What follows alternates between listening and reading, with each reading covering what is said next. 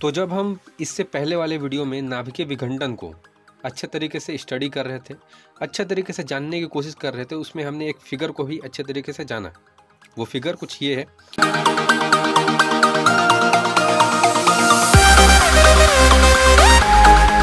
अब ये जो फिगर है, ये जो तस्वीर है, ये हमें बता क्या रहा था प्रीवियस वाले वीडियो में।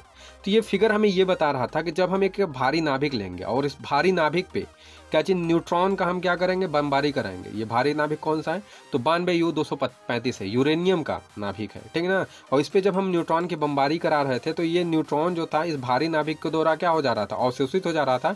और अवशोषित होने के बाद कुछ इस तरीके का बन जा रहा था। अब ये न्यूट्रॉन अवशोषित कर लिया गया है इस नाभिक के द्वारा। तो यहाँ पर क्या हो जाएगा, 235 था, यहाँ पर 236 हो जाएगा, 92U236 हो गया, ठीक। अब यही नाभिक कुछ समय में टूट करके दो हल्के नाभिकों में बढ़ जा रहा था।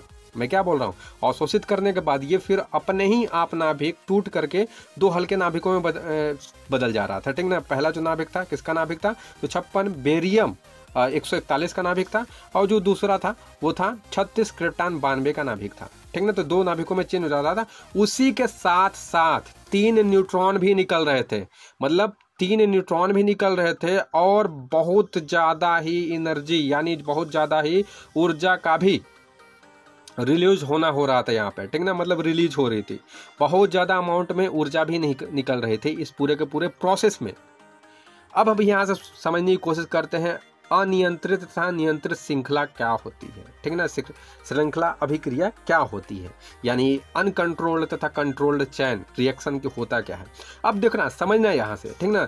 अब देखो यहाँ पे हो क्या रहा है कि ये जो न्यूट्रॉन है ये तो निकल रहे हैं, उसके साथ ही साथ क्या हो रही है, यहाँ पे ऊर्जा भी निकल रही है। तो यहाँ पर कुछ इस तरीके से हो रहा है कि ये जो 3 न्यूट्रॉन थे तो लगभग इसमें से 2 या मतलब कि 1 या 2 न्यूट्रॉन फिर किसी नाभिक से क्या कर रहे थे, टकरा जा रहे थे। फिर किसी परमाणु के नाभिक से क्या कर जा रहे थे, टकरा जा रहे थे, ठीक ना। क्योंकि अगर किसी इसी यूरेनियम, अगर आप मतलब 1 ग्राम यूरेनियम ले रहे हो तो 1 ग्राम यूरेनियम में बहुत सारे परमाणु होंगे, ठीक ना। अब हमें पता थोड़ा ना, बहुत सारे परमाणु होंगे। तो एक परमाणु के साथ अगर टकराया तो इस तरीके का बना, ठीक ना। ये दो में टूट गया और 3 न्यूट्रॉन तो निकलना है, तो निकलना ही है 3 न्यूट्रॉन, ठीक ना।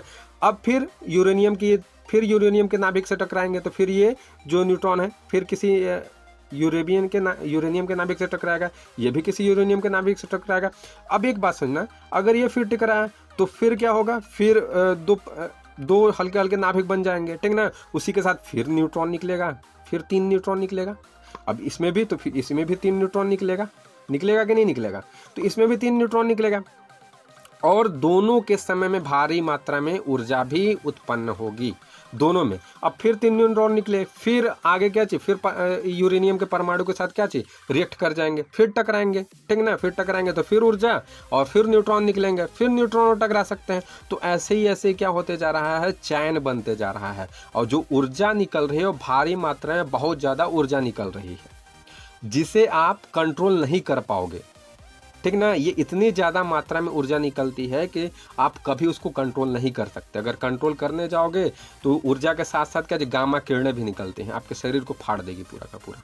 तो आप ऐसे ही चौचक निकल लोगे, ठीक ना, ऐसे ऊपर चल जाओगे। इसीलिए इसे कंट्रोल नहीं किया जा सकता, ठीक। लेकिन किया जा सकता है, इसके लिए मैं माफ़ी चाहूँगा, किया जा सकता है। देखो कैसे, अब मान लो तो एक बात समझो आगे, ये जो है इसको समझते हैं, ठीक है ना। अब देखो बार बार जो ये ऊर्जा निकल रही है, बार बार न्यूट्रॉन यूरेनियम के परमाणु के साथ क्या चाहिए, टकरा रहे हैं, और बार बार न्यूट्रॉन बन रहे हैं, उसके साथ साथ ऊर्जा भी निकल रही है। तो ऐसे जो रिएक्शन हो रहे हैं, ऐसे जो चलते जा रहे हैं। अब फिर न्यूट्रॉन निकलेंगे, फिर परमाणु के साथ टकराएंगे, फिर न्यूट्रॉन निकलेंगे, फिर ऊर्जा निकलेगी। तो ऐसे जो रिएक्शन हो रहा है, जो लगातार होते जा रहा है, वो अनकंट्रोल्ड रिएक्शन कहलाते हैं, ठीक ना। अनकंट्रोल्ड रिएक्शन कहलाते हैं वो, ठीक। और यही रिएक्शन परमाणु बम में यूज होता है। यही रिएक्शन किस में होता है, परमाणु बम में यूज होता है। क्योंकि परमाणु बम में हम क्या करते हैं कि जितना भी ग्राम यूरेनियम लेंगे, अब यूरेनियम तो भरा हुआ है उसके अंदर, ठीक ना। जो भी बम है हमारा उसके अंदर भरा हुआ है, और उसके अंदर बार बार न्यूट्रॉन क्या होता है, टकराते रहते हैं और ये बहुत ज़्यादा विशाल मात्रा में ऊर्जा उत्पादन का काम करते हैं। और उतना ज़्यादा ऊर्जा से क्या हो जाएगा, विस्फोट तो होगा ही ना। और पूरा का पूरा विस्फोट हो जाता है, और मतलब क्या बताएं कितने किलोमीटर तक बहुत ज़्यादा लोगों की हानि होती है, बहुत ज़्यादा चीज़ों की हानि हो जाती है, ठीक ना। तो ये पूरा का पूरा ये अनकंट्रोल्ड रिएक्शन है, जिसमें क्या कंट्रोल होगा ही नहीं। बार बार न्यूट्रॉन टकराएंगे, बार बार क्या चीज परमाणु, बार बार न्यूट्रॉन टकराएंगे, बार बार परमाणु टूटेंगे, परमाणु का नाभिक टूटेगा, बार बार फिर न्यूट्रॉन बनेंगे और फिर ऊर्जा निकलेगी। और जो ऊर्जा होती है ना, ऊर्जा के साथ साथ गामा कीड़े भी निकलते हैं, आप रुकने जाओगे खुद फट जाओगे। तो ये अनकंट्रोल्ड रिएक्शन कहलाया, जो क्या चीज रुकने का काम ही नहीं, हम कंट्रोल कर ही नहीं पा रहे हैं, ठीक ना। तो ये हो गया। अब अगर कंट्रोल्ड रिएक्शन के बारे में बात करें तो देखो रिएक्शन यही है, ठीक ना, इसे समझते हैं, ठीक। अब यहाँ पे इसी तरीके का हुआ, दो नाभिक बने, दो हल्के नाभिक बन गए, अब न्यूट्रॉन निकल रहा है। तो देखो यहाँ पे करते क्या है ना, हम देखो अब न्यूट्रॉन अधिक क्रिया ना कर पाए, ठीक ना, किसी और जो नाभिक है उससे टकरा ना पाए। इसके लिए क्या करते हैं कि मान लो कि अगर 3 न्यूट्रॉन निकल रहा है ना, तो 2 न्यूट्रॉन को क्या कर लेंगे, कंट्रोल करने के लिए हम इंस्ट्रूमेंट तैयार रखते हैं, ठीक ना, ठीक। इंस्ट्रूमेंट तैयार रखते हैं और ये 2 न्यूट्रॉन को क्या कर लेंगे, हम कैचअप कर लेंगे इस तरीके से। मतलब हम क्या करेंगे कि 2 न्यूट्रॉन को इस तरीके से कैचअप करेंगे कि वो क्या चाहिए, रिएक्शन कर ही ना पाए। और रिएक्शन अगर वो नहीं कर पाएंगे तो क्या होगा, केवल 3 ही आगे न्यूट्रॉन निकलेंगे ना। अगर मान लो फिर ये टकराता है तो 3 ही न्यूट्रॉन निकलेंगे। फिर जो 3 मान लो इससे जो